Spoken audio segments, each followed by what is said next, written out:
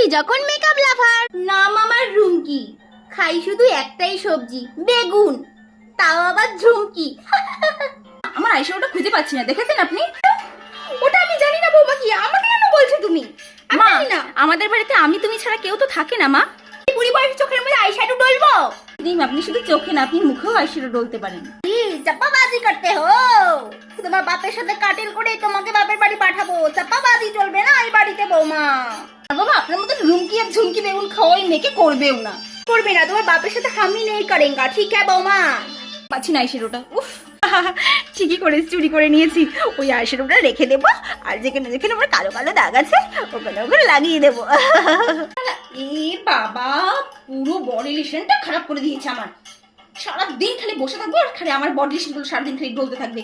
উফ, কি যে সাজুনি, এর একটা ভিড় করতেই হবে। উফ, শেষ হয়ে গেছে তো সাজনটা কমে না। নিবিস থেকে